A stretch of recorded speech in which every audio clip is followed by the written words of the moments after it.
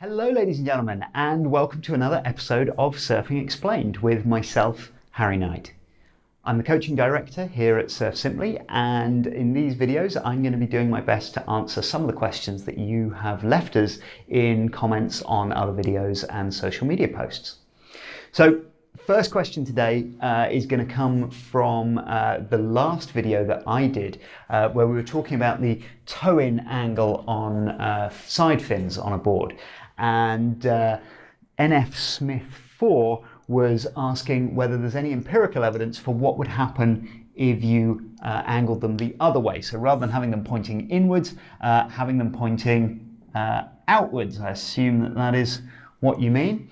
Now, no is the quick answer. There's no empirical evidence. Like almost everything in surfboard design, there is almost no scientific research that's been done on it.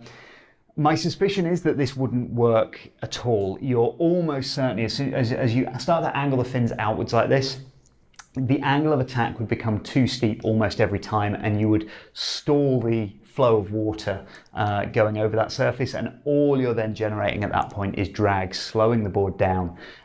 So it almost certainly would be inefficient. I'm sure somebody has probably just trial and error played around with it, but there's no empirical research. So hopefully that answers that question. The next question comes from Dan K, who was asking in response to Rue's video where he was talking about back foot positioning. And he was asking where the back foot should be relative to the fins and the tail pad and things like that. So as a rule, when we've got the back of the board here, we're probably going to have a tail pad, on the back of the board, something like this.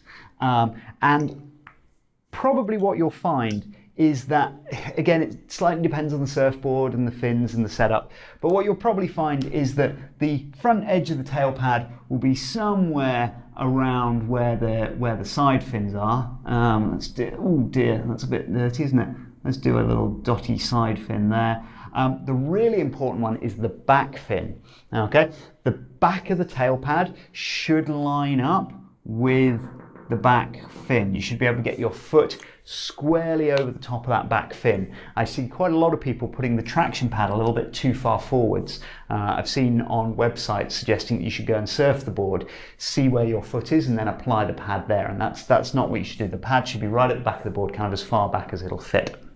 Now, with that in mind, where should your foot be? Well, as Rue said, you're going to want to be moving your foot around all the time, whether you're trying to accelerate and get speed, or you're trying to really do the tightest turn that you possibly can.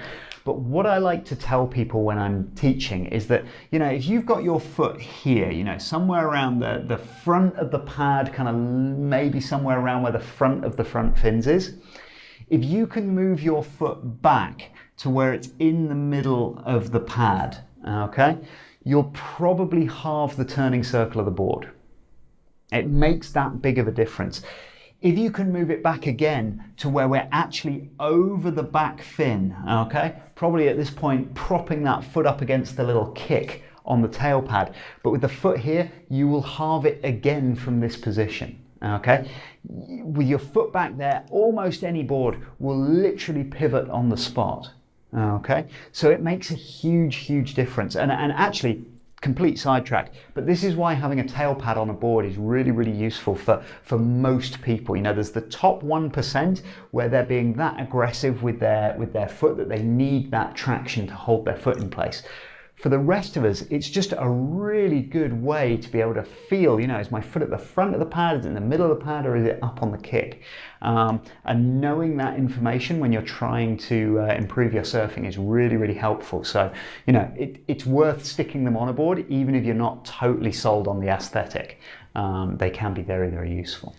So, last question for this episode came from several people who had watched Will's Surfing Explained episode on the outline of the back half of the surfboard.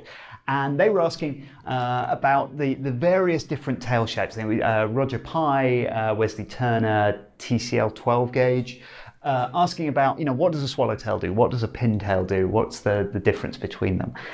And answering this question is an interesting one. There's loads of information. If you go online, you can find lots of people that will tell you about pintails, swallowtails, roundtails, squashtails. But when you read those, just know that there's sort of an assumption that the rest of the board is otherwise identical. And the reality in the real world is that they won't be. There will be lots and lots of variation. And so what I tell people to do is don't get too hung up about what the back 4-6 inches of the board looks like. Look at the tail as a whole. Okay. Now, the thing that's important here, kind of as Will was talking about in the Surfing Explained episode, there's two things we want to focus on. Number one is the surface area. Okay. How much flat surface area is there on the bottom of the board? Because that will decide how much lift the board will generate at any speed. Okay. More surface area, more lift. And the second thing we want to look at is how much curve there is through the outline of the back half of the board. As you go to roll the board from one rail onto the other, the curve through that outline, through the back half of the board, will decide how easy it is to roll the board from one rail to another. Okay, particularly when you're rolling less than 45 degrees in either direction. That outline shape is really, really important. Now, if you read up about these different tail shapes, what you will see is, as an example, we've got a sort of square tail and a rounded tail. And what people generally write about is how the square tail will give you a little bit more width and a slightly straighter rail, okay? And that will give you, therefore, a bit more straight line speed, where the rounded tail will reduce the surface area a little bit and add more curve to the outline. Now, as I say, that may well be the case if the rest of the board, we're talking about a 6-foot surfboard, if the 5'6" of the board that's in front of that is otherwise identical, but it won't be. And there are a huge number of high performance shortboards with square tails that are very, very narrow from rail to rail, but have a lot of curve through that outline. And there are lots of rounded tail boards that are really, really wide. If you measure the gap, at the front fins here, it might be 1 inch, 2 inches wider at the front fins than the square tail board. And the outline might actually be quite straight. It might come back to a rounded tail, but the rest of the outline might be very, very straight. So if you just kind of focus in on the back of the board, the last 4 to 6 inches, you're going to lose a lot of your understanding of how the board's going to feel in the water. Okay. And I don't want to make it sound like the back half of the tail, the very tail shape doesn't make a difference. It does. As soon as you're at a point where you're linking multiple carving turns on one wave, you will be able to feel the difference between the tail shapes. But only if the rest of the board is otherwise the same. Because it's the final 4 to 6 inches is only a small percentage of the board as a whole, and the rest of the outline and the surface area is going to have probably a bigger effect on most boards. So what I like to tell people is here's just 2 really quick, easy ways to assess a board. Take a tape measure and measure across in front of the front fins. Thereabouts. See how wide that board is. Are we talking, 15 inches, 16 inches, 17 inches? How wide is the board at that point?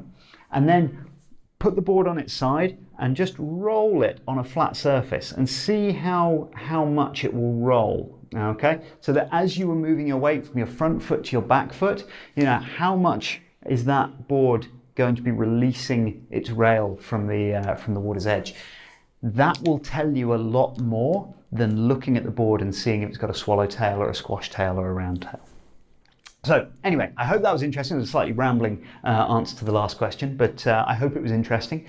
As always, give me a comment, give me your feedback down below, and I will be back in a week or so with more answers for you.